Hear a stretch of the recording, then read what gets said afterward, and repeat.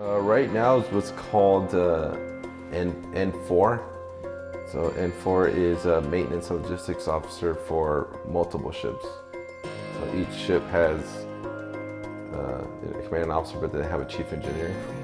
And from the shore is really what the N4 supports those multiple ships and doing their job, from finding parts around the world to technical problems they have on ships and help them out. What made me want to join the Navy was to do something different. I wasn't sure if like a lot of people, if I wanted to go to college or not. I wanted to try to go to Buds, but didn't make that. But first assignment was in 1998 to the USS Nassau. Well, she's not here no more.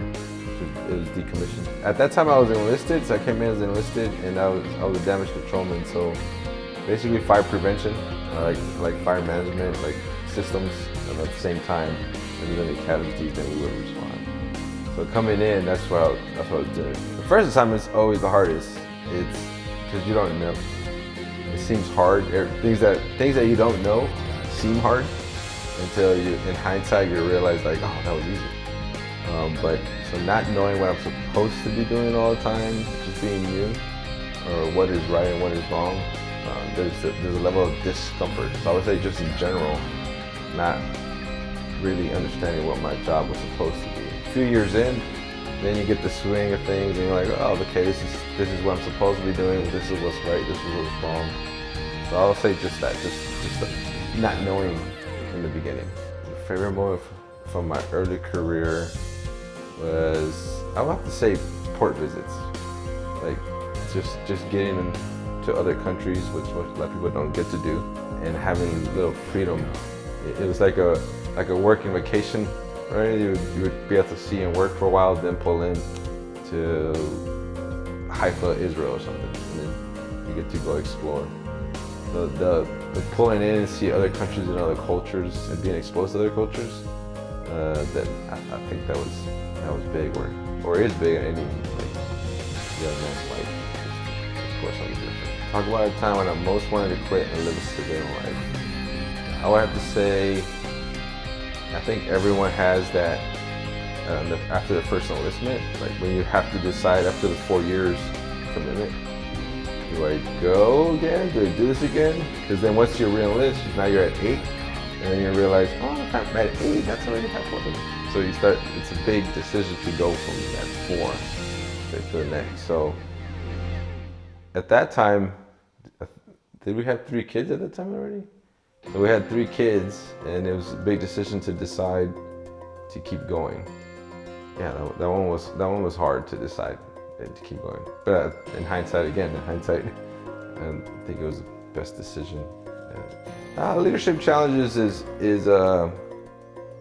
it varies. Every person is different, and I'm a big believer that you don't treat people equally. You can't. Right? Everyone is a little bit different, so everyone's going to respond differently. Not everyone has the same opportunities. That's different, right? Some guys have things going on at home that they can't focus on work, but it's easy to just yell at them, like, "What's going on? You can't figure this out." But if you pull somebody aside, most of the time you understand that it's normally not the issue at hand. Working on a pump that doesn't work, and they're trying to work the pump, and it's been 3-4 days, whatever. But then you go back and realize that he hasn't been at home, or she hasn't been at home because there's stuff going on at home. Like those kind of life challenges are always challenging. You know, I could be talking with you guys at the same time, get a text of a major casualty in somebody's life, right? And for me, it's like blank stares, because I just got pieces of information that are horrible, right? But I'm trying to live current life. So we're always 24/7, and that's the hardest part about it. The job is like the problems don't stop. It's just working with each person, figuring out what makes them tick, or why they're currently not performing. Everyone's different. What makes my career worth persevering? I think the struggles have gotten easier. Like I said, the beginning, the struggles are hard because there's unknowns, but I enjoy the challenges. I have a a job that's based on leadership, like sometimes responsible for hundreds of people, sometimes responsible for 10. It varies. So there's challenges with people, but I enjoy the challenges of the technical side more than anything. So, I mean, that helps me persevere, get through. Like, I know that tomorrow will be a little bit different. That's good for me. I don't know if I could be at a job where every week is the same.